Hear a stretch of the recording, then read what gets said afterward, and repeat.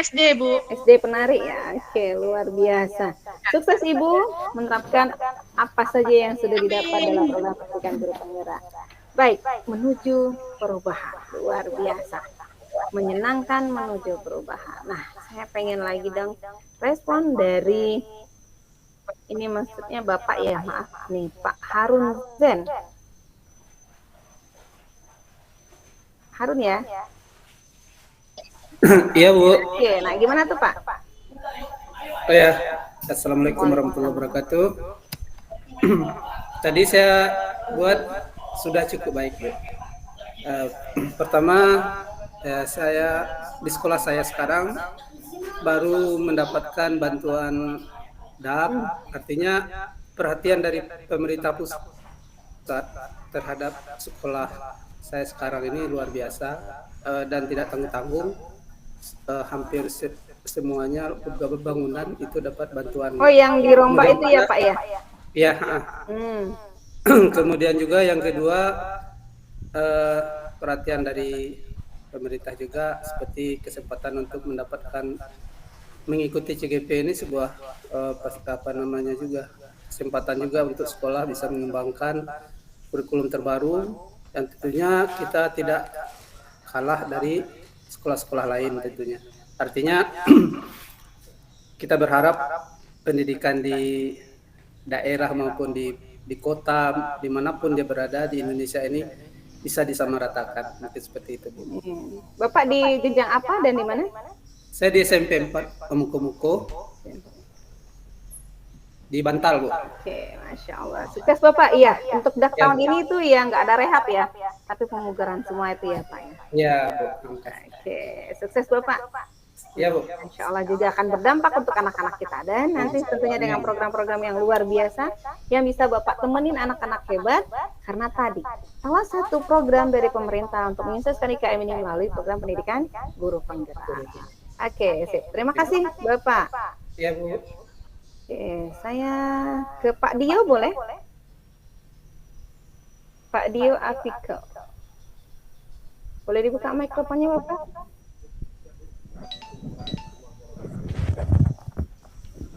Assalamualaikum warahmatullahi wabarakatuh. Waalaikumsalam.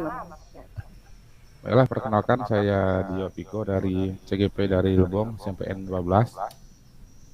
Untuk kondisi pendidikan di daerah saya, khususnya sekolah saya sedang berkembang, saya tuliskan tadi, karena sekarang di kabupaten kami baru sekitar sebulan baru selesai mutasi kepala sekolah, dan saya lihat kepala sekolah baru tempat kami memiliki gebrakan-gebrakan yang baru, sehingga saya tulis di kolom chat tadi sedang berkembang. Demikian, terima kasih. Selamat Bapak mendapatkan sebuah kekuatan-kekuatan baru karena terjadinya mutasi tadi ya Bapak ya. Iya, Bu. Mudah-mudahan bisa berkolaborasi ke depannya Pak. Amin. Insya Allah. Lagi dari Ibu Eka. Silakan Bu Eka Susita.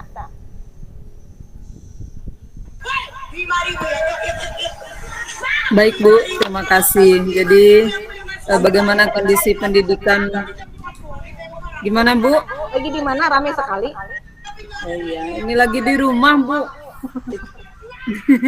Mohon maaf Bu sebentar. Ya. Kira masih di sekolah nih tadi, karena ramai banget ya Bu Eka. Silakan Ibu. Baik Bu, terima kasih atas kesempatannya.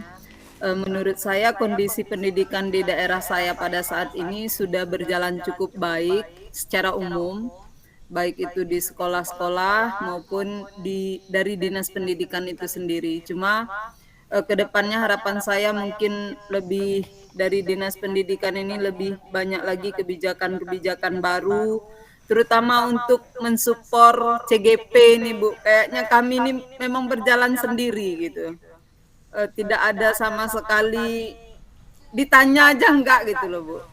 Bagaimana untuk mendukung kita ke depan lah, memperkuat. Kemudian termasuk juga mungkin pemberian bantuan itu lebih diratakan lagi untuk sekolah-sekolah, karena banyak saya perhatikan sekolah-sekolah yang masih butuh rehab atau bantuan RKB baru tidak mendapatkan, sementara yang baru 50% rusak itu mendapatkan gitu. Mungkin lebih ke sana kalau saya melihatnya. Secara umum sudah baik itu pelayanan dan lain sebagainya. Mungkin itu saja Bu Desi, terima kasih.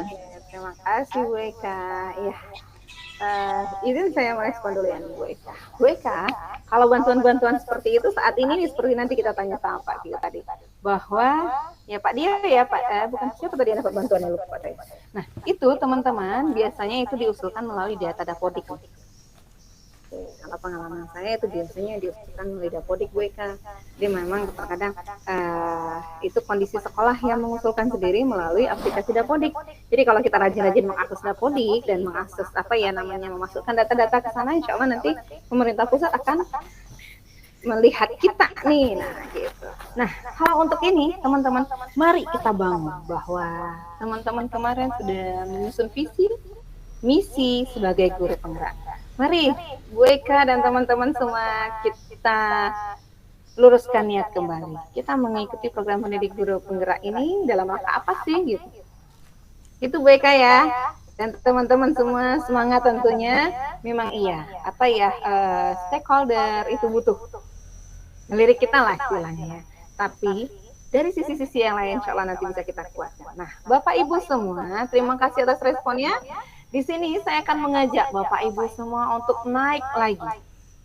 Kita identifikasi, kita baca lagi komen-komen teman-teman kita di chat box tadi. Mari kita buka Bapak Ibu semua, menurut Bapak Ibu, manakah yang negatif, manakah yang positif dari tulisan-tulisan tadi, dan mana yang lebih banyak positifnya atau negatifnya dari komentar-komentar yang ada di dalam kolom chat tadi. Silakan teman-teman, negatif atau positif silakan ditulis di dalam chat box-nya. Banyak negatifnya atau positifnya? Positif, oke. Positif.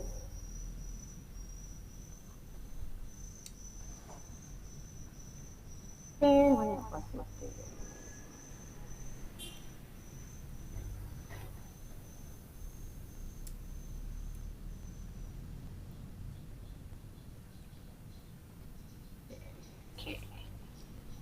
Saya pengen respon dari Bapak Ibu. Dari Bu Trisna Elianti.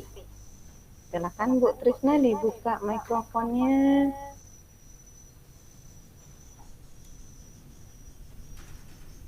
Halo Bu Trisna.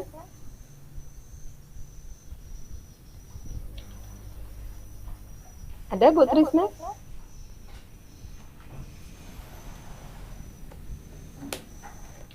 Bu Trisna. Oke, kalau belum respon, saya minta lanjut ke Pak Tri Kustanto. Silakan Pak Tri.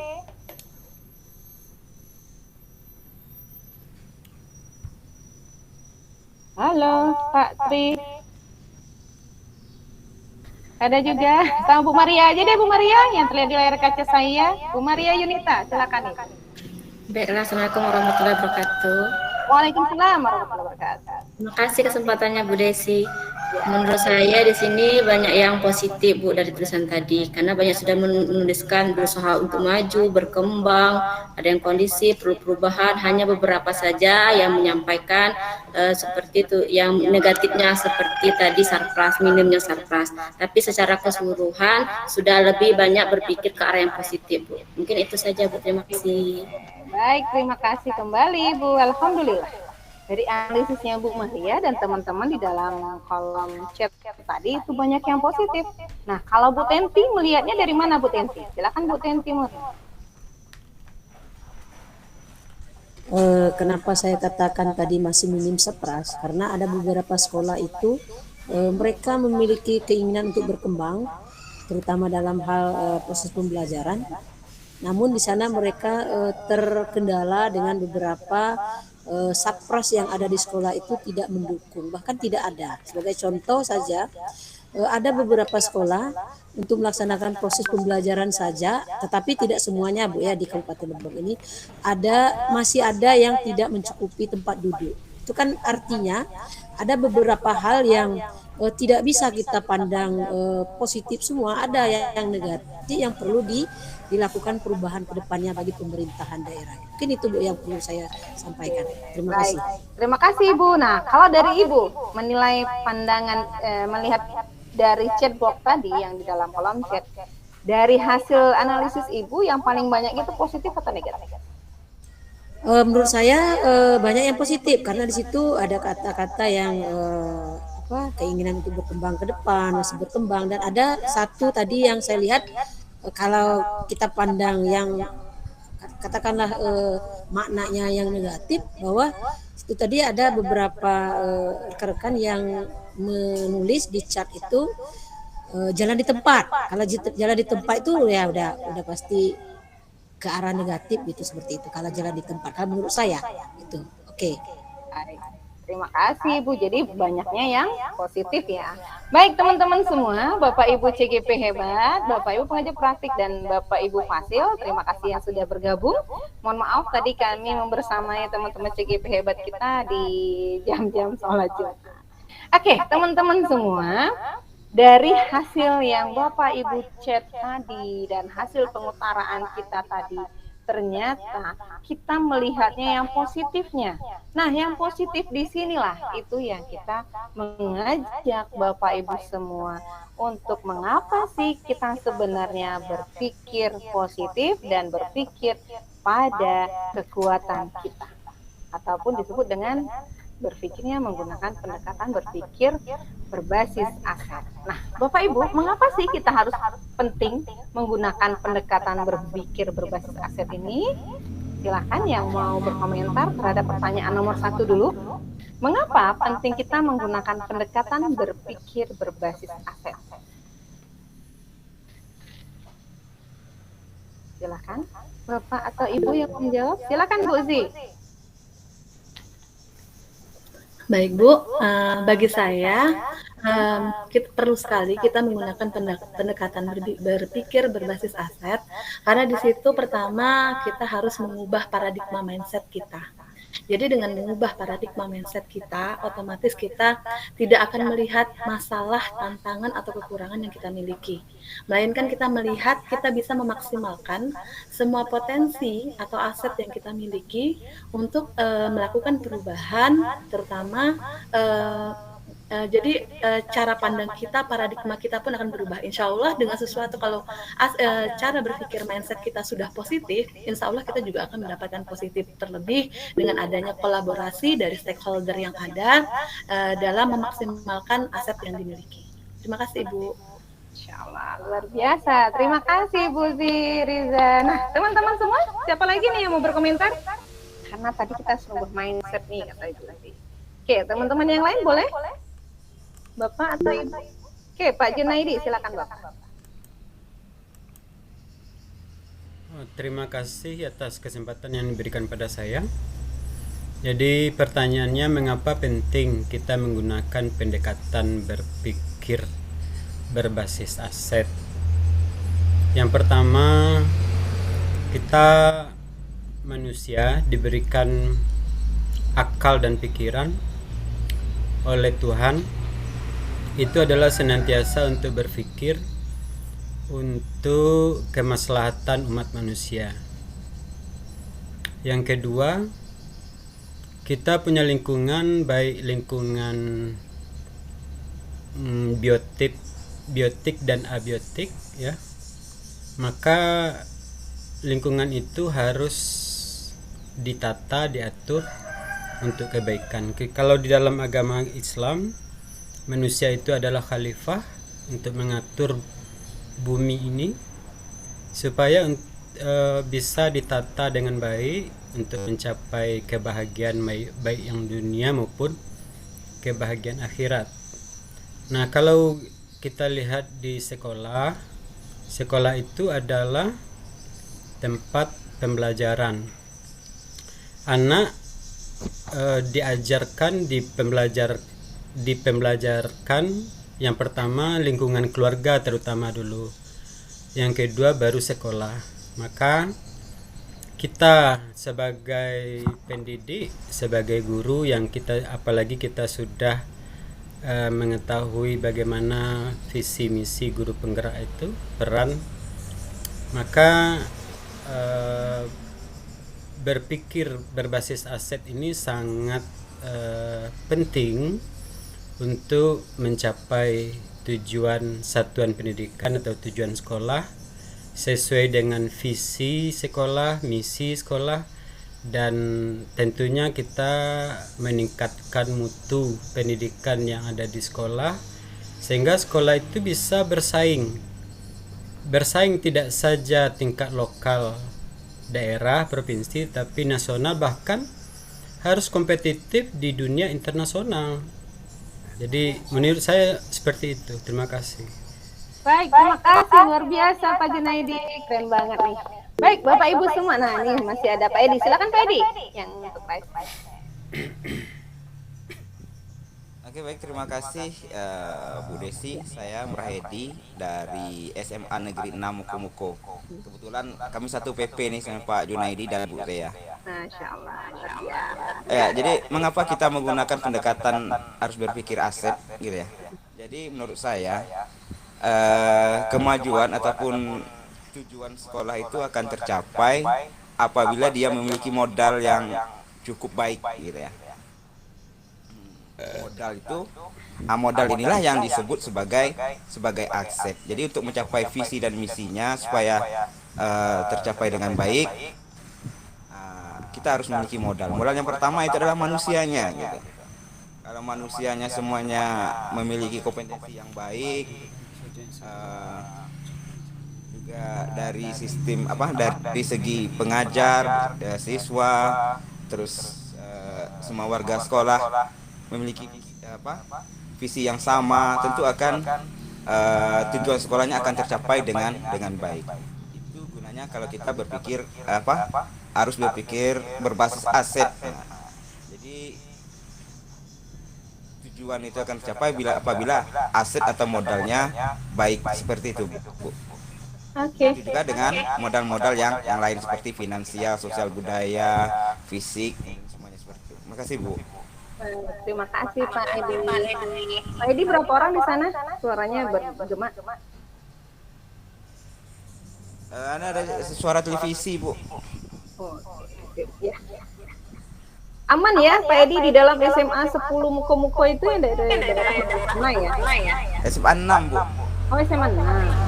Aman, Bu. Oke, teman-teman semua, terima kasih atas responnya. Itu tadi, mengapa sih kita menggunakan pendekatan berpikir aset tadi? Oke, terima kasih Bapak Ibu yang sudah juga menuliskan di dalam kolom chatnya bahwa kesuksesan itu juga diraih karena kita berpikirnya berbasis kekuatan, berbasis aset. Nah, Bapak Ibu, saya di sini mengajak lagi, apa sih kekuatan-kekuatan yang muncul selama ini yang berkaitan dengan peran kita Bapak Ibu sebagai guru? Silakan yang mau berkomentar, kekuatan-kekuatan apa saja yang Bapak Ibu selama ini Bapak Ibu perankan sebagai guru yang sudah Bapak Ibu tunjukkan ataupun sudah Bapak Ibu lakukan. Silakan teman-teman yang mau berkomentar terhadap poin kedua. Kekuatan-kekuatan apa ya? Oke, lanjut lagi ada Pak Edi, Pak Junaidi. Silakan Pak Junaidi. Oke, terima kasih, Bu. Jadi selama ini beberapa kekuatan-kekuatan yang sudah saya munculkan berkaitan dengan peran kita sebagai guru. Yang pertama, sesuai dengan pembelajaran di calon guru penggerak ini, kita memulai dari diri dulu. Kalau kita tidak memulai, bagaimana kita mengajak orang lain? Jadi tergerak, kemudian bergerak dan menggerakkan. Jadi moto seperti itu betul-betul menjadi kekuatan bagi kita sebagai guru untuk mengajak rekan-rekan. Tetapi harus dimulai dari kita dulu. Jadi kita memberikan contoh, memberikan teladan, barulah kita mengajak rekan-rekan. Nah, itu yang pertama. Yang kedua, kita mengetahui kelebihan dan kelemahan di sekolah tersebut. Apa saja kelemahan itu, kita berusaha untuk meminimalkan kelemahan itu. Dan yang lebih penting, kita lebih melihat kekuatan daripada kelemahan. Jadi daripada hambatan, kita harus melihat yang positifnya. Yang positif itulah yang akan kita kembangkan. Nah, misalnya seperti kekuatan-kekuatan aset kita ya, kita punya aset ada 7 aset itu. Jadi itu yang harus kita kembangkan, apalagi dari 7 aset itu kita sudah mengetahui bagaimana kita mengembangkan dan menggunakan aset itu untuk mencapai tujuan visi dan misi di sekolah kita tadi. Nah, saya kira dengan adanya pengetahuan kita tentang aset itu tentu menjadi pendorong bagi kita untuk menggunakannya dalam rangka mencapai visi dan misi sekolah. Mungkin itu, Bu. Terima kasih. Oke, luar biasa Pak Junaidi. Nah, teman-teman semua, terima kasih juga atas responnya yang sudah menuliskan di dalam kolom chat. Ada yang sudah menggunakan media dan lain sebagainya ya. Itu kekuatan-kekuatan yang sudah Bapak Ibu lakukan. Oke, teman-teman semua. Nah, Bapak Ibu, kita melihat di sini. Seperti yang Bapak Ibu utarakan tadi, baik secara lisan maupun di dalam kolom chat, bahwa kita ini kalau berpikir berdasarkan kekuatan ataupun berdasarkan aset yang kita miliki, maka kita fokus pada aset dan kekuatan kita. Kita membayangkan masa depan. Tapi jika kita berkutat dengan masalah, berpikir dengan masalah, berbasis masalah ataupun hambatan, maka fokus kita hanya masalah. Dan kita fokusnya ke masalah itu aja. Kita mengidentifikasi kebutuhan dan kekurangan itu. Kita tidak lagi berpikir tentang kesuksesan gitu kan. Karena kalau kita berpikir pada kekuatan ataupun berbasis aset, kita akan berpikir tentang kesuksesan yang telah kita raih. Kita akan mengorganisasikan kompetensi kita dan sumber daya kita. Kita merancang dan juga merencanakan berdasarkan visi dan kekuatan, serta melaksanakan rencana aksi yang akan kita programkan. Nah, berbeda dengan kalau kita berbasisnya pada hambatan ataupun kekurangan, maka kita akan selalu mengidentifikasi kekurangan kita, fokus mencari bantuan dari sponsor-sponsor yang ada, serta merancang program atau proyek untuk menyelesaikan masalah-masalah kita tadi. Kita mengatur kelompok untuk melaksanakan proyek-proyek yang sudah kita susun. Nah, Bapak Ibu, ini perbedaannya jika kita berpikir berbasis aset ataukah berbasis pada kekurangan atau hambatan. Nah, teman-teman semua, di sini kita biasanya sering menjumpai teman-teman kita ataupun anak-anak kita di kelas lah ya. Kita sering melihatnya seperti ini nih. Anak yang keras kepala, anak yang cerewet, anak yang arogan, anak yang penakut ataupun anak yang kaku. Ini adalah sebuah masalah, sebuah kekurangan, sebuah hambatan. Kalau kita misalnya lagi bicara sama anak-anak, misalnya nih, ataupun memberikan sesuatu kepada teman dan lain sebagainya, ataupun anak-anak, sering anak ini keras kepala banget ya, udah dibilangin masih juga. Ataupun ada anak yang cerewet dan lain sebagainya, ataupun anak yang penakut, ataupun teman-teman kita ini kaku banget sih kamu gitu kan. Nah, Bapak Ibu, dari hambatan-hambatan ini sebenarnya ada loh kekuatan-kekuatan yang bisa kita gali dari orang-orang seperti ini. Kalau dari kita melihat sisi arogan ini, misalnya anak-anak yang arogan ataupun teman-teman kita yang arogan, sisi baik yang bisa kita pandang, mereka ini adalah berani mengungkapkan pandangannya. Nah, Bapak Ibu, kalau teman-teman kita, mohon maaf nih, ataupun anak-anak kita, kalau selama ini kita memikirkan mereka tuh keras kepala, sebenarnya apa sih kekuatan yang bisa kita gali dari anak-anak ataupun teman-teman kita, dari kalau kita selama ini melihatnya dari keras kepala? Boleh dalam kolom chatnya ya Bapak Ibu. Orang yang keras kepala ini kalau sisi positifnya apa yang bisa kita lihat? Silahkan di dalam kolom chat. Teguh pendirian, terima kasih Bu Zi. Ada lagi?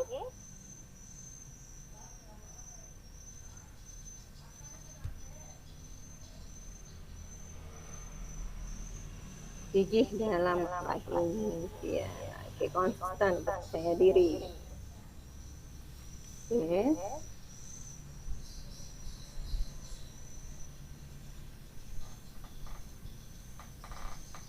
Oke.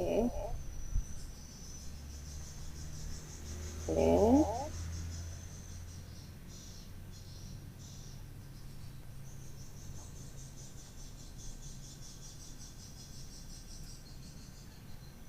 pendirian yang kuat, percaya diri. Ada lagi teman-teman? Nah, Bapak Ibu semua, ternyata kalau dari kolom chat ini, kalau kita melihat anak-anak ataupun teman-teman kita, kalau kita ingat ya, seseorang yang keras kepala, seperti yang teman-teman sampaikan tadi, itu ternyata banyak sekali sisi positif yang bisa kita kuatkan untuk mereka. Nah, di sini kita terlihat bahwa seperti yang teman-teman juga jelaskan dalam kolom chat, teman-teman tuliskan dalam kolom chat, bahwa anak-anak yang keras kepala ini biasanya dia anaknya yang teguh, anaknya yang gigih pendirian. Ya enggak teman-teman? Dia enggak mau loh ini itu, tapi dia maunya dia. Nah, ini anak-anak yang teguh, anak-anak yang gigih, anak-anak yang kuat. Nah, kalau dari yang cerewet gimana nih Bapak Ibu semua? Kamu ini cerewet banget sih nak, nanya-nanya terus gitu ya. Nah, kalau cerewet nih Pak Effendi, kita udah beralih ke nomor 2 nih Pak Effendi. Kritis, terbuka, berani mengungkapkan pendapat. Oke, ada lagi? Keingintahuannya tinggi ya.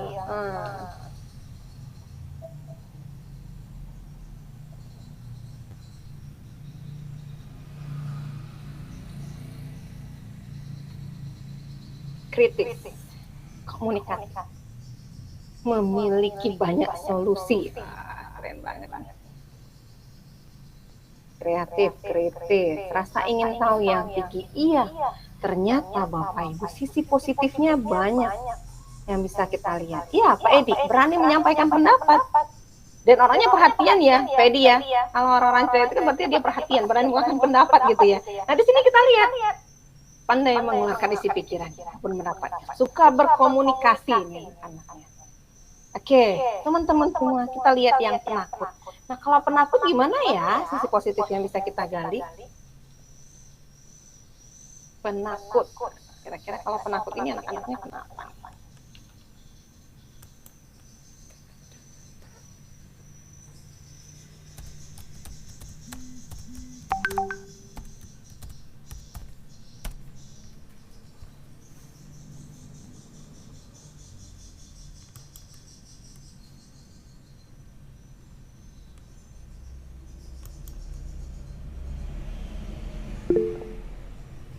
Penakut.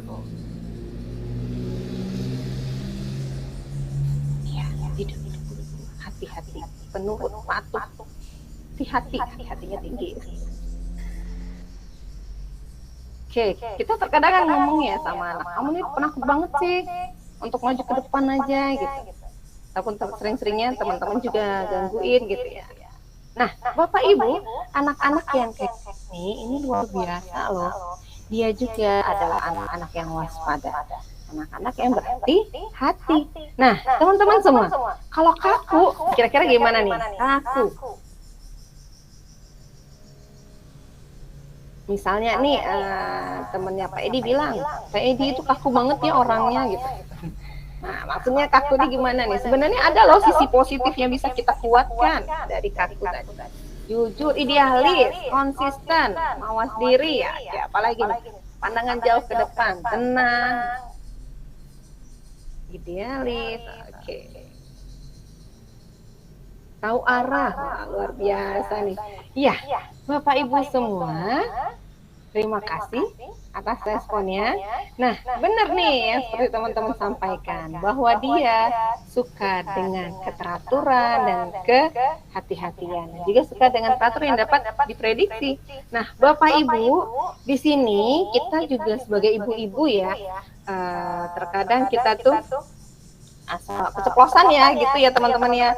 Kamu ini cerewet banget sih nak gitu, atau kamu ini keras kepala, atau kamu ini penakut banget. Nah, sebenarnya Bapak Ibu, kalau kita berbicara seperti itu kepada anak-anak kita di kelas, ataupun kepada anak-anak didik kita, ataupun kepada anak kita pun di rumah, terlebih ibu-ibu ya, nggak juga bapak juga sih sebenarnya, adalah ada kata-kata itu adalah sebuah doa gitu ya Pak Edi ya, dan teman-teman semua. Nah, di sini yang perlu kita hati-hati. Mari kita kembali. Kamu ini gigi banget sih nak, gitu kan. Nah, kamu ini orangnya waspada banget ya, mau ke sana aja harusnya begini. Nah, itu sebenarnya kalau kita sering bicara yang negatif, nanti itu pun berdampak terhadap anaknya yang juga negatif. Nah, oleh sebab itu teman-teman, mari kita sekarang mengajak mereka semuanya, mulai dari kata-kata, mulai dari mindset kita, mulai dari pikiran kita dulu bahwa mereka ini adalah anak-anak yang luar biasa, yang punya keistimewaan, yang punya kekuatan lebih. Contohnya keras kepala, anaknya gigih. Anak yang cerewet itu anak yang suka berkomunikasi. Nah, kamu ini suka banget sih berkomunikasi.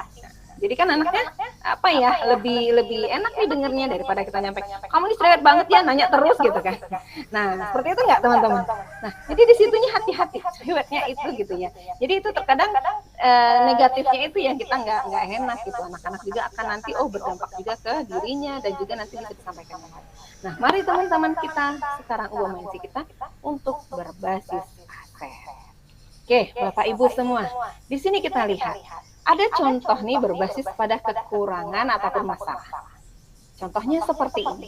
Mana bisa sih kita melakukan eksperimen sains di sekolah? Kan kami tidak punya lab. Nah, kira-kira kalau masalahnya seperti ini, berbasis asetnya apa nih teman-teman? Boleh yang mau mengutarakan langsung? Silakan untuk raise hand. Mana bisa sih kita melakukan eksperimen sains di sekolah? Kan kami tidak punya lab. Oke, ayo. Siapa yang mau mencoba mengutarakan? Kira-kira berbasis asetnya apa? Oke, silakan. Maaf, ini Ibu ya atau Bapak Arifatul? Saya Ibu, Bu. Oke, silakan Ibu. Ya, Ibu. Kebetulan saya mengajar pelajaran IPA di sekolah yang dengan kondisi sekolah yang juga masih sedang berkembang.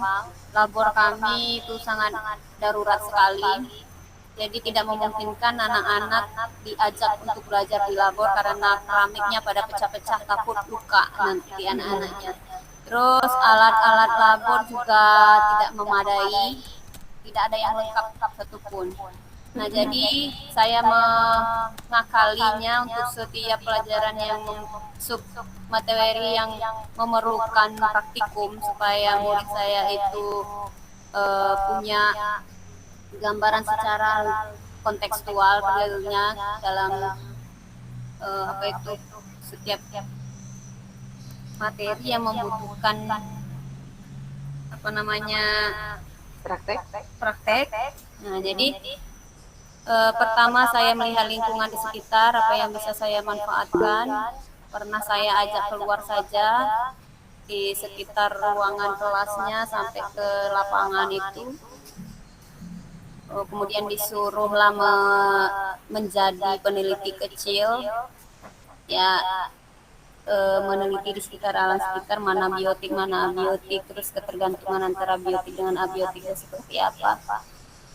Untuk materi yang lain seperti itu juga, kalaupun tidak perlu keluar lapangan, saya kemudian membuat gambar atau tayangan video demonstrasi yang saya saya ambil itu video demonstrasinya atau saya demonstrasikan sendiri, bahan-bahan dan alat-alatnya bisa mereka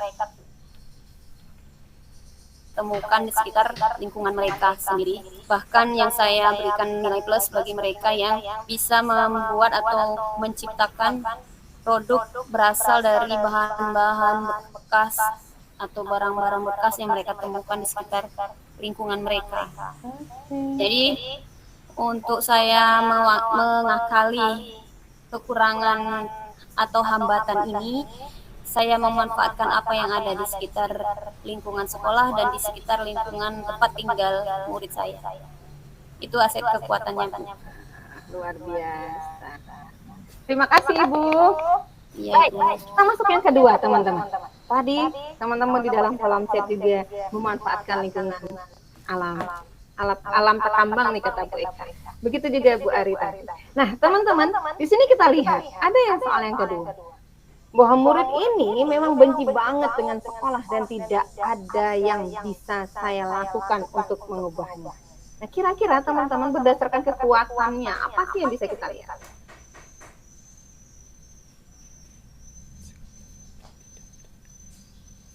Silakan yang mau mengutarakan, silakan raise hand.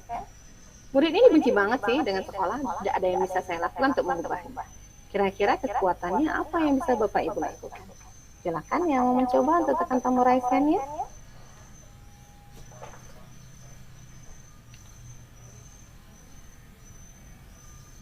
Oke, Bu Zi, silakan Bu Zi. Baik Bu, mungkin kalau untuk mengatasi hal tersebut, kita lihat dari aset, yaitu pertama dari aset manusianya, yaitu aset SDM-nya. Jadi perlunya guru-guru yang bisa berkolaborasi dalam peningkatan kualitas pembelajaran, sehingga pembelajaran itu terasa nyaman dan menyenangkan bagi siswa. Karena biasanya siswa ini kan kadang-kadang mereka ke sekolah melarikan diri dari rumah seperti itu kan. Nah, jadi kita buat bagaimana caranya pembelajaran yang kita laksanakan itu menarik, kreatif dan juga menyenangkan bagi mereka.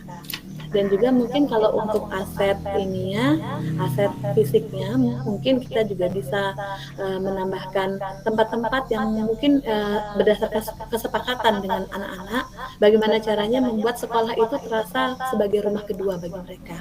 Terima kasih Bu. Oke, luar biasa. Jadi hal-hal itu yang bisa kita gali Bu Zi ya. Oke, sip. Luar biasa, keren banget. Nah, di soal yang terakhir teman-teman. Ada masalah nih hambatannya. Saya tidak ada bisa sebaik dan sekeren guru itu loh ngajarnya. Dia emang kreatif banget. Nah, teman-teman, kekuatan apa yang bisa kita lakukan? Yo, yang mau berkomentar silakan.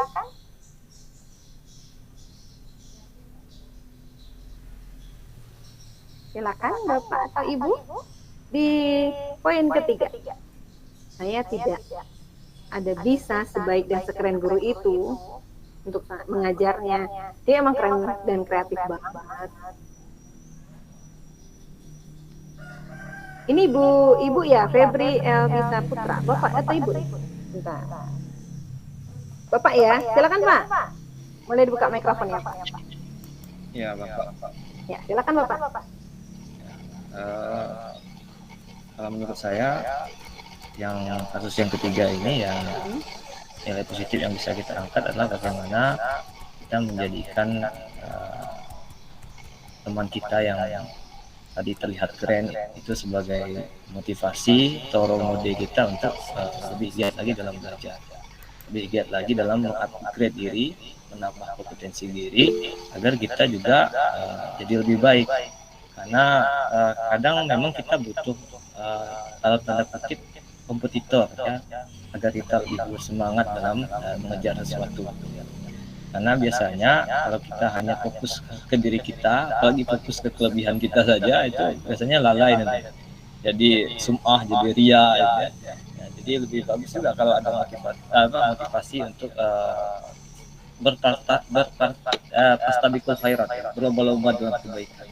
Saya pikir itu Bu, terima kasih. Oke, luar biasa. Terima kasih Pak Febri. Bukan malah dimusuhin ya teman-teman ya. Karena apa yang bisa dilakukan biasanya kok malah diejek gitu ya. Bukan menjadi motivator nih kata teman-teman di dalam kolom chat. Nah, Bapak Ibu mari kita bergandeng tangan. Mari kita melakukan hal yang terbaik. Dan posisi yang teman-teman sebutkan tadi, bagaimana sih kita bisa dari kasus-kasus yang pertama, yang kedua, yang ketiga tadi. Nah, dari sini seperti yang Bapak Ibu sampaikan tadi, mari kita coba cari tahu dan alat bahan apa yang bisa digunakan untuk manfaatkannya. Selain teman-teman sebutkan tadi juga menggunakan alam lingkungannya. Dan ini juga nih, bagaimana nanti kita memanfaatkan atau kata teman-teman tadi mengidentifikasi kebutuhan mereka dulu dan bagaimana kita bisa akrab dengan anak tersebut. Dan di akhir Bapak Ibu kasus yang terakhir tadi. Di sini kita juga harus belajar dan bertanya dengan dia supaya kata Pak Febri tadi menjadi role model. Nah, Bapak Ibu, hal-hal positif ini sama. Kalau kita berpikirnya apresiatif inquiry, kita melihat apa sih yang bisa kita maksimalkan, aset apa yang terlihat di depan mata kita, itu yang kita ambil. Jangan kita melihat yang jauh di bawah kita, yang kita tidak punya, yang kehilangan ataupun yang hilang, itu yang kita pikirkan. Mari kita lihat, ataupun di sini jangan kita berpikir kekurangan ya. Mari kita lihat apa yang bisa kita maksimalkan. Nah, Bapak Ibu masih ingat video suasana rapat guru yang ini ada dalam LMS ya? Ada 2 rapat guru di situ. Oke, kira-kira teman-teman semua dari 2 rapat guru itu masih ingat? Tentang apa itu Bapak Ibu? Silakan yang mau berkomentar. Dari 2 rapat guru yang ada dalam LMS tersebut.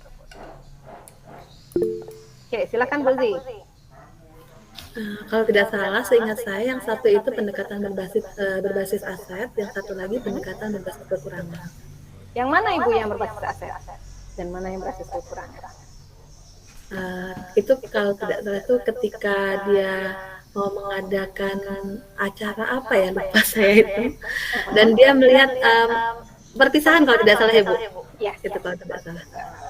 Ya, jadi dia melihat yang tidak mereka punya, seperti misalnya harus menyewa panggung, kemudian yang lainnya. Nah, itu berbasis kekurangan. Sementara ketika setiap guru berkolaborasi kemarin itu ketika mereka diskusi, mereka menyampaikan pendapat-pendapat mereka, kemudian mereka juga memberikan bantuan-bantuan, memanfaatkan yang ada, itu sudah berbasis dengan aset.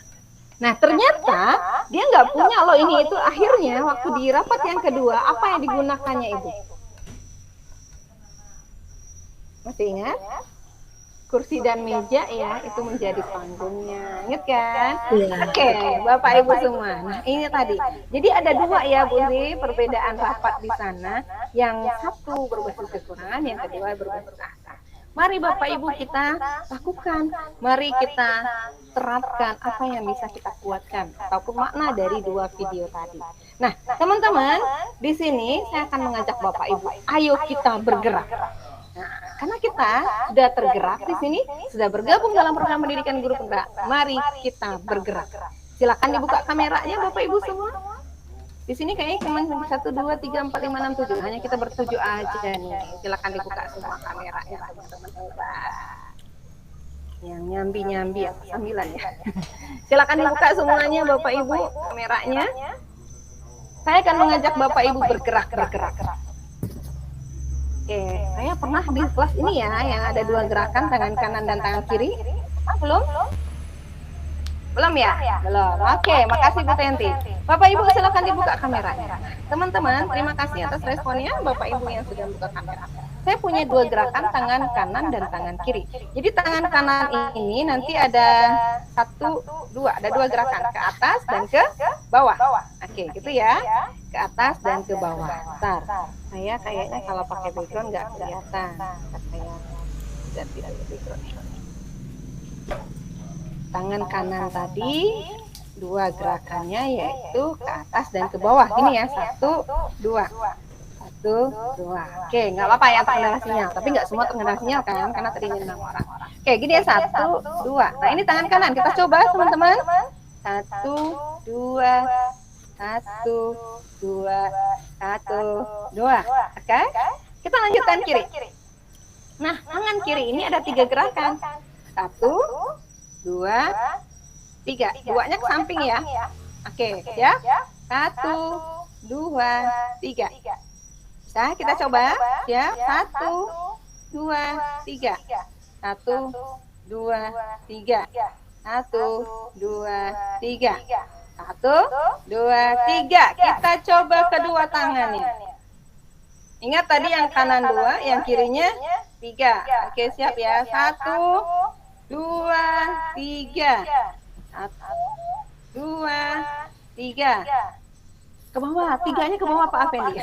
1, 2, 3. Lanjut. 1, 2, 3. Cepat. 1, 2, 3. 1, 2, 3. 1, 2, 3. 1, 2, 3. 1, 2, 3. Oke. Terima kasih teman-teman hebat. Nah, dari kegiatan tadi, alhamdulillah saya sudah melihat wajah-wajah yang tersenyum. Ada Bu Mustia, ada Pak Harun, ada Pak Afendi di sini, dan teman-teman yang lainnya. Bapak Ibu, dari kegiatan yang kita lakukan tadi, pengen dong saya responnya dari Bapak Ibu semua.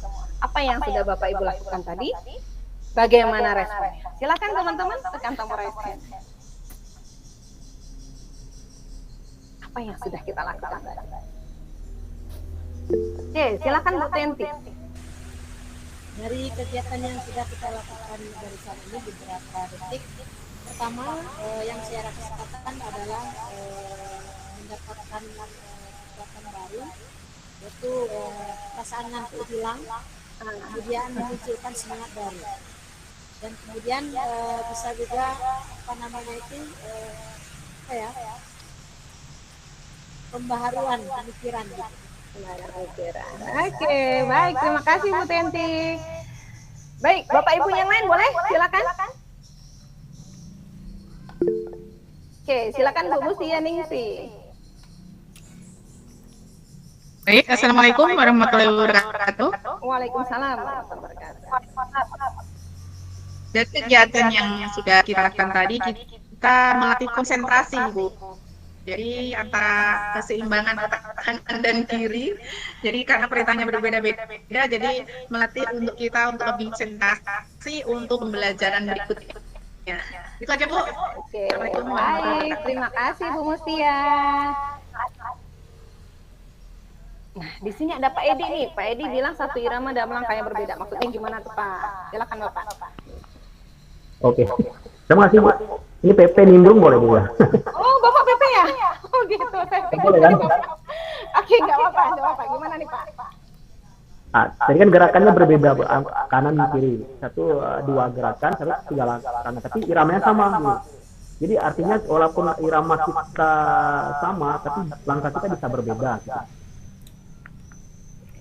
Terima kasih Pak Edi, luar biasa. Keren nih PP-nya nih. Makasih, saya pikir apa. Baik teman-teman. Luar biasa, tapi nggak ada yang ngeluh ya Pak Edi ya, teman-teman CGP kita kan ya Pak Edi ya. Gimana pula Bu Desi di kanan sama kirinya disatuin gerakannya gitu. Nggak ada ya teman-teman ya. Oke. Alhamdulillah nggak ada. Baik Bapak Ibu, kita sudah bergerak. Nah, di mana Bapak Ibu sudah melakukan hal yang luar biasa, di situ Bapak Ibu tidak ada yang mau. Saya pikir tadi ada yang mau. Gimana pula Bu Desi ini? Kirinya 3, kanannya 2. Nah, alhamdulillah Bapak Ibu enjoy melakukannya. Pak Effendi udah nomor 2, tangannya masih 1 gitu ya Pak Effendi ya, tapi nggak apa-apa. Tapi yang saya lihat Bapak dan Ibu tersenyum bahagia hari ini. Nah, Bapak Ibu kebahagiaan, Bapak Ibu mau mencoba tadi, Bapak Ibu tanpa mengeluh karena Bapak Ibu semua di sini sudah mengubah cara pandang Bapak Ibu. Karena kalau kita berpikir ataupun cara pandang kita itu memandang sesuatu itu sulit, maka itu pun akan sulit.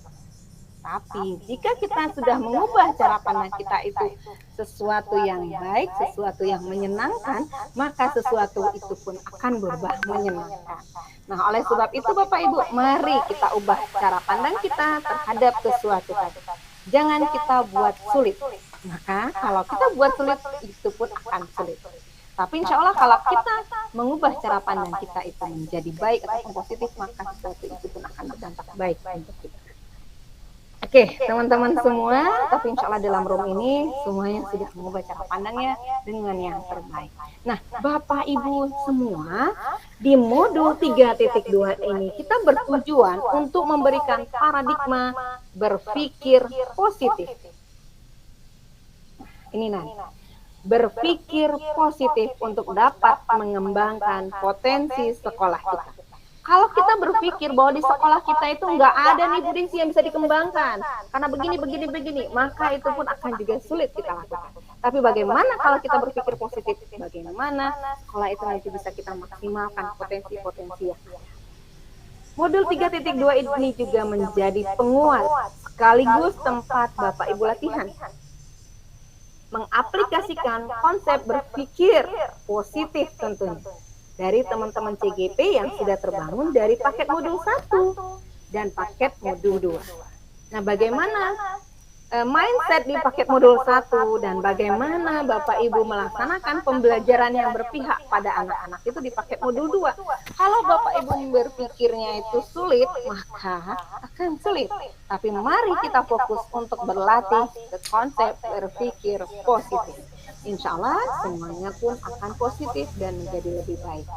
Nah, teman-teman semua, dari sini kita terlihat, dari 10 paket modul yang Bapak Ibu pelajari, ini terejawantahkan dari kalimat Bapak Hadi, yang dimana bahwa maksud pendidikan itu adalah menuntun segala kekuatan kodrat yang ada pada anak-anak agar mereka dapat mencapai keselamatan dan kebahagiaan yang setinggi-tingginya baik sebagai manusia maupun sebagai anggota masyarakat. Bapak Ibu sudah melewati dari paket modul 1 dan paket modul 2. Ternyata di paket modul 1 itu Bapak Ibu 1.1-nya itu bagaimana kita berpihak kepada anak-anak.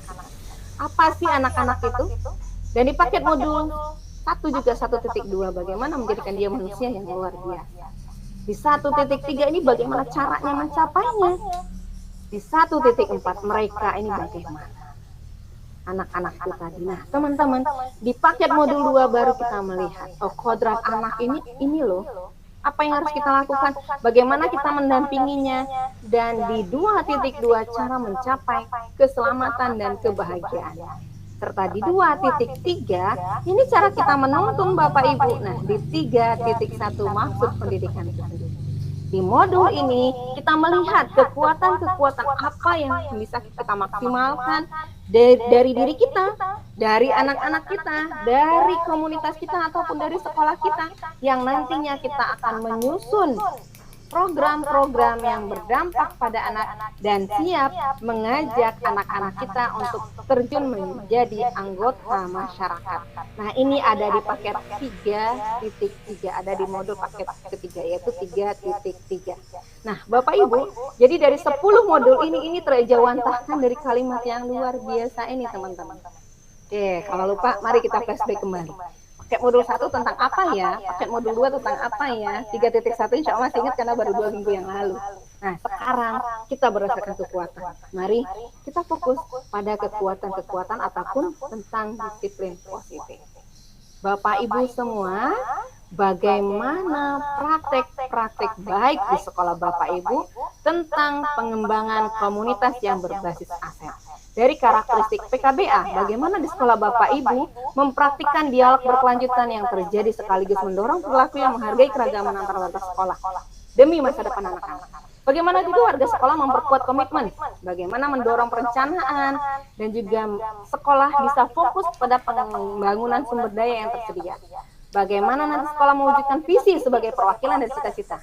Dan juga bagaimana sekolah mendorong pencarian tanpa akhir dan titik awal perubahan pada sekolah yang selalu pada perubahan pola berpikir atau mindset yang tentunya dengan sikap yang positif. Dan faktor utama dalam perubahan yang berkelanjutan di sekolah adalah kepemimpinan lokal Bapak Ibu. Nah teman-teman, mari kita lihat, kita fokuskan pada 7 aset ataupun modal utama. Ada manusia, sosial, fisik, alam, atau lingkungan, finansial, politik, dan agama dan budaya. Nah Bapak Ibu kita melihat ke sini. Di sini ada 7 kekuatan. Oke sebentar saya stop dulu. Saya akan menunjukkan sama teman-teman semua. Contoh-contoh, nanti silakan Bapak Ibu mengisi dalam Google Form yang akan saya bagikan. Di sini ada contoh yang sudah juga ditulis oleh teman-teman instruktur. Di sini ada Ibu Andri, ada Bu Arni. Nah, Bu Arni ini bilang bahwa manusia itu adalah misalnya kita lihat dari bakat siswa yang beragam. Siswa membuka klub-klub untuk mengajak siswa lain melakukan kegiatan-kegiatan yang berkaitan dengan bakat mereka. Kalau dari Bu Ega ada setiap manusia pasti punya potensi dan kemampuan. Kita cari tahu potensi yang ada. Nah, untuk fisik, ini ada Bu Hilga, gedung animasi yang sesuai dengan standar industri. Ini kalau dia SMKPK. Ada Bu Francisca, bangunan fisik sekolah yang sesuai dengan budaya lokal. Ada sosial. Nah, di sosial di sini ada contohnya Pak Catur ini mengoptimalkan KKG sebagai wadah untuk saling berbagi ataupun komunitas ya. Ada Bu Deta, relasi dengan komunitas berkebun organik. Ada di lingkungan alam. Nah, kalau lingkungan ataupun alam ini ada Pak Dio nih, rawa, belum digunakan berpotensi untuk dijadikan tempat budaya ikan. Nah, kalau teman-teman di Muko-Muko, sekolahnya banyak kebun sawitnya ya. Di Bengkulu ataupun di Lebong ya, di Lebong ini apa nih? Banyak kebun kopi juga ya teman-teman ya. Nah, kalau dari agama di sini ada NN nih, ini budaya masyarakat tani, misalnya wiwitan. Nah, kalau ada Bu Fitri ini ibadah guru dan siswa setiap minggu, pengembangan spiritual dan kelompok lainnya. Kalau politik, di sini ada Bu Eva ini adanya pengawas dari Dinas Pendidikan yang dapat dimanfaatkan untuk memberikan pandangan-pandangan mengenai administrasi dan proses pembelajaran. Kalau Pak Hasbi ini ada demokrasi, dapat diterapkan di dalam kelas maupun di sekolahnya. Kalau finansialnya ada Pak Catur, pasar sebagai tempat untuk praktik jual beli. Ada pengelolaan finansial, sekolah punya dana dengan cara berbagai kegiatan. Ada pengelolaan terbuka untuk transparansi, ada Bu Francisca. Nah, Bapak Ibu semua, di sini saya mengirimkan Google Form yang nantinya Bapak Ibu bisa isi. Google Form ini tidak harus sekarang juga isinya, nanti setelah sesi ini juga boleh. Jadi Google Form ini Bapak Ibu isi sesuaikan dengan kondisi di sekolah Bapak Ibu. Misalnya di sekolah Ibu nih ada potensi apa yang bisa Bapak Ibu kuatkan. Oke. Di sini izin saya tutup chat box-nya. Sudah terlihat teman-teman Google Form saya? Udah ya, oke. Itu boleh copy dulu Bapak Ibu, boleh dipindahkan dulu ke dalam Word-nya. Nanti Bapak Ibu silahkan. Bagaimana dengan sekolah Bapak dan Ibu? Modal mana yang paling menonjol dan sudah diberdayakan saat ini atau masih berpotensi? Jika di sekolah Bapak Ibu ada 7 modal itu, silahkan diisi 7 modal.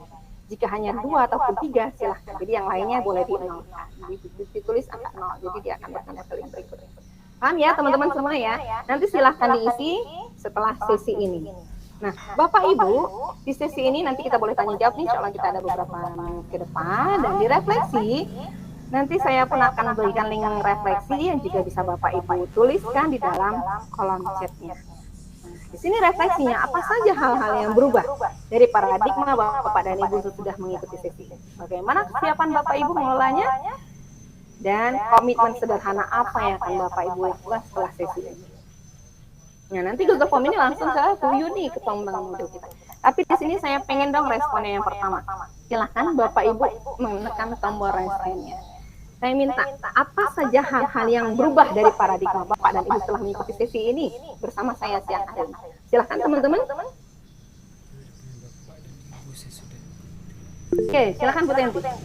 Baik, setelah mengikuti sesi ini, banyak hal yang saya dapatkan dari proses pembelajaran ini. Pertama, kita sebagai seorang guru yang juga guru calon guru penggerak yang dipersiapkan menjadi pemimpin pembelajaran, tidak boleh lagi berpikir negatif dan dalam hal pengembangan sekolah, terutama dalam pengelolaan aset-aset yang ada di sekolah, demi untuk kemajuan atau perubahan sebuah sekolah. Mungkin itu Bu yang dapat saya sampaikan. Baik, terima kasih Bu Tenti, luar biasa. Jadi aset di sini bukan hanya dimanai dari sarana prasarana Bu Tenti, banyak ternyata ada 7 aset yang bisa kita kembangkan. Oke, Bapak Ibu yang lain boleh responnya terhadap hal-hal. Oke, silakan Bu Siti Musri ya. Kalau ada Bapak Ibu yang mau bertanya silakan ya. Atau mau berbagi praktik baik pengalaman Bapak. Assalamualaikum warahmatullahi wabarakatuh. Waalaikumsalam warahmatullahi wabarakatuh. Hujan ya Bu? Iya maaf Bu, di sini hujan. Bapak Ibu terdengar. Jadi saya ingin mencoba menjawab pertanyaan Ibu yang pertama. Jadi perubahan pikiran saya di sini bahwa dalam pendidikan itu dari paradigma di sini ternyata pembelajaran berbasis aset itu banyak sekali yang bisa kita manfaatkan, terutama dari modal manusianya sendiri, kemudian siswa juga bisa, kemudian aset yang ada di lingkungan sekolah. Ternyata kalau kita kelola di lingkungan sekolah sekitar kita, itu banyak sekali aset yang bisa kita manfaatkan untuk pembelajaran. Jadi di sini sangat bagus sekali menurut saya pemanfaatan aset baik itu aset modal diri, kemudian lingkungan maupun aset-aset yang lain yang bisa kita manfaatkan sebagai pendidikan. Itu saja Bu yang dapat saya sampaikan. Assalamualaikum warahmatullahi wabarakatuh. Waalaikumsalam warahmatullahi wabarakatuh. Luar biasa. Terima kasih Bu Siti. Oke, Bapak Ibu yang lain silakan. Atau ada yang mau kita diskusikan ataupun teman-teman mau berbagi praktik baiknya dari sesi ini, silakan kita buka ruang tanya jawab. Ataupun ada yang mohon maaf yang di pertanyaan di LMS-nya belum saya jawab, boleh diutarakan teman-teman.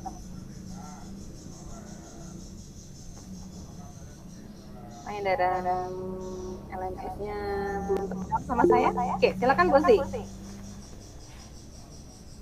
Baik Bu, setelah mempelajari ini paradigma yang berubah, yaitu dari yang pertama, awalnya saya ini termasuk orang yang pesimis. Jadi melihat sesuatu itu itu sebagai tantangan, masalah, kekurangan. Jadi setiap ingin melakukan perubahan selalu melihat dari masalah dulu. oh ini ada masalah ini harus bikin program seperti ini supaya nanti terlaksana tujuan yang ingin dicapai. Ternyata setelah mempelajari ini, paradigma saya berubah bahwa aset yang ada itu mampu kita kelola, kita maksimalkan. Terlebih kita mampu berkolaborasi dengan stakeholder yang ada untuk memanfaatkan setiap aset yang kita miliki dalam mencapai tujuan atau meningkatkan kualitas pembelajaran yang kita miliki itu di sekolah kita. Terima kasih, Bu. Luar biasa. Semangat, Budi. Ya, jadi mari kita ubah cara pandang kita terhadap sesuatu tadi. Oke, teman-teman yang lain silakan. Ada yang mau berbagi praktik baiknya? Bu Mustia, silakan Bu Mustia. Kamu mau mengutarakannya, silakan. Izin, Ibu suaranya nggak jelas. Hujan, Ibu. Oh iya, deket lagi ke soundnya.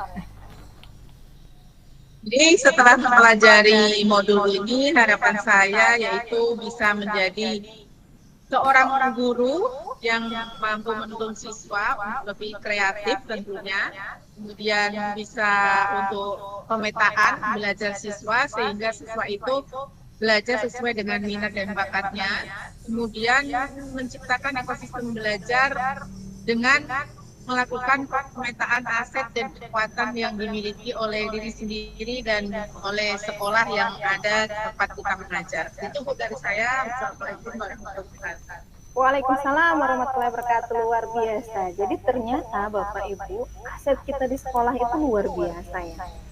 Bisa kita petakan nih kata Bu Mustia, bisa kita lihat, kita analisis dulu nih, apa saja yang bisa kita kuatkan dari semuanya.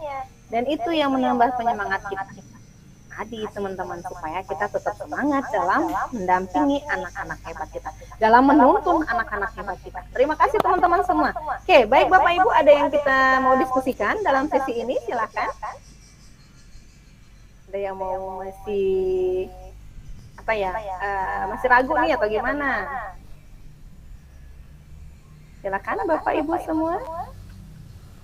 Atau masih sibuk dengan Google Form-nya ya? Kalau masih sibuk dengan Google Form-nya nih. Oh, ada Bu Mustia. Silakan Ibu. Baik, kalau saya Ibu, jadi untuk kemarin udah kolaborasi kemarin ya dengan kawan-kawan di kelompok. Nah di situ kami yang terutama saya, jadi yang masih bingung itu di aset politik. Nah aset politik yang untuk sekolah yang bisa dimanfaatkan oleh sekolah dalam pembelajaran itu contohnya itu apa saja Bu? Untuk praktik baiknya di sekolah ataupun contoh konkretnya seperti itu. Apa yang bisa kita kuatkan? Terima kasih Bu. Oke, baik. Terima kasih Bu Mustia. Iya. Kalau kita mikirnya politik itu kayaknya dunia politik ya Bu ya. Nah, mari kita cek bersama-sama.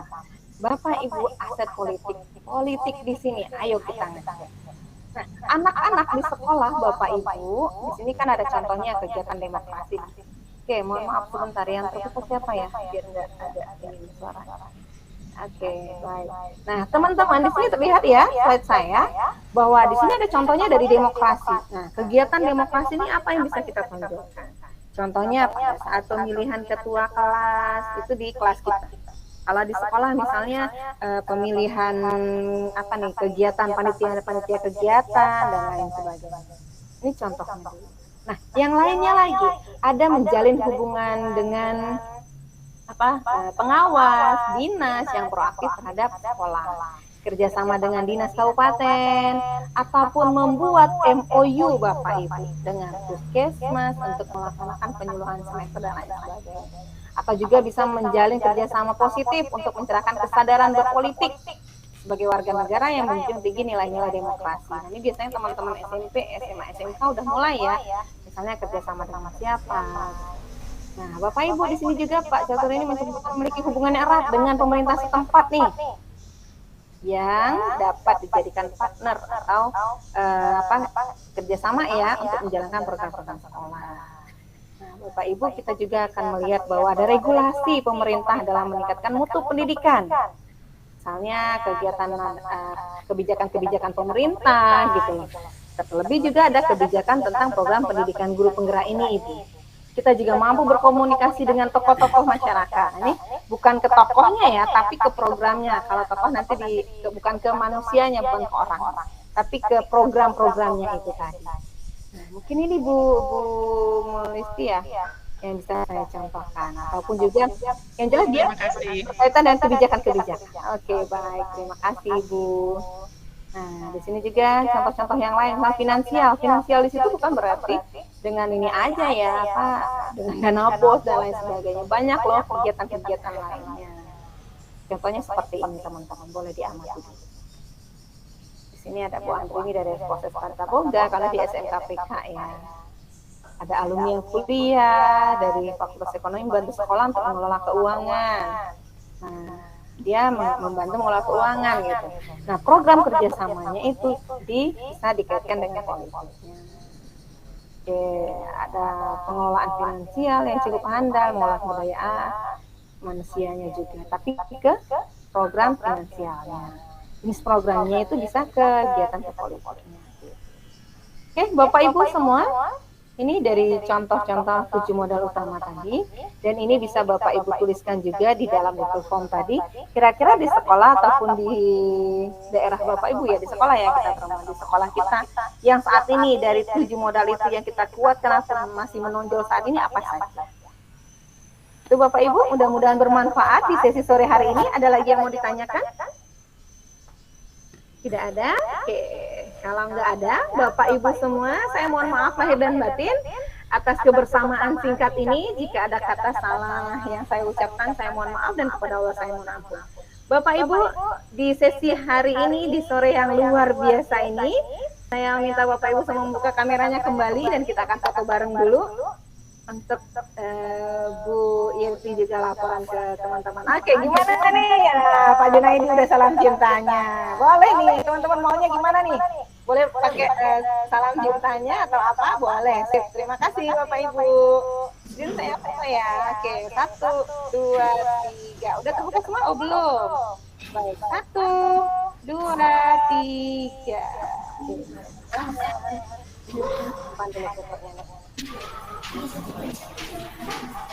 Mudah-mudahan berjumpa kembali Bapak Ibu, baik di dunia maya ataupun di dunia nyatanya kembali.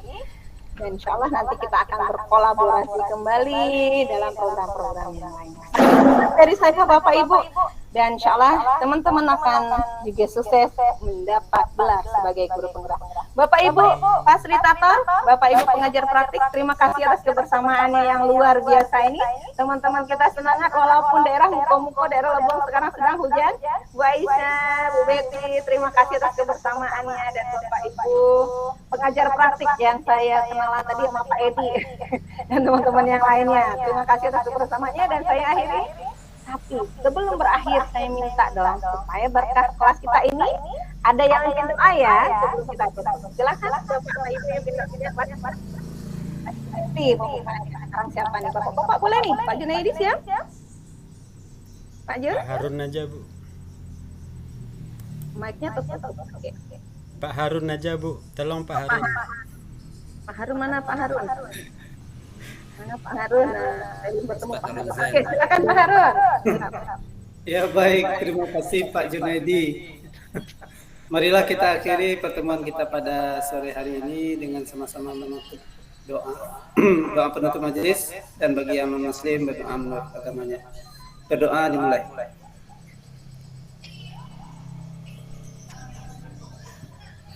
Berdoa selesai. Terima kasih Pak Harun. Baik Bapak Ibu semua, salam sukses dari saya, dan terima kasih atas kebersamaannya. Mari sama-sama kita mengucap sesi ini dengan alhamdulillah. Saya akhiri. Assalamualaikum warahmatullahi wabarakatuh. Salam sukses semuanya Bapak Ibu. Waalaikumsalam warahmatullahi wabarakatuh. Salam sukses Yeti, kembalikan kepada Bu Yeti, admin kita. Baik, terima kasih Bu Desi yang sudah menemani dan mendampingi kelas 0608 ya, dan 09 Bu Betty dari Bu Aisyah. Terima kasih. Terima kasih juga atas partisipasi Bapak Ibu sekalian. Besok kita berjumpa di Loka ya. Ya. Ya mudah-mudahan besok acaranya lancar sekarang istirahat dulu ya. Tugasnya nggak ada ya Bu Desi ya? Pendidikan ke penyuluh tidak mau enggak? Gimana pada kamu ini? Tugasnya mau naik udah selesai. Baik. Silakan ini kalau misalnya masih mau bercengkrama silakan bisa tutup, tapi kalau misalnya mau kita sudahi, kita cukupkan juga sudah berdoa. Terima kasih sekali lagi atas partisipasi Bapak Ibu sekalian. Saya tutup juga nih, wabillahi taufiq wal hidayah. Wassalamualaikum warahmatullahi wabarakatuh. Waalaikumsalam. Nanti materinya saya kirim sama Bu Yeti aja ya. Iya, gimana Bu? Ya, Bu. Materi saya kirim sama Bu Yeti. Boleh. Nanti saya share di grup teman-teman. Terima kasih Bu Yeti. Saya izin pamit ya, bersiap ke sesi berikutnya. Ya, terima kasih. Assalamualaikum warahmatullahi wabarakatuh. Webinar pendidikan. Lalu ada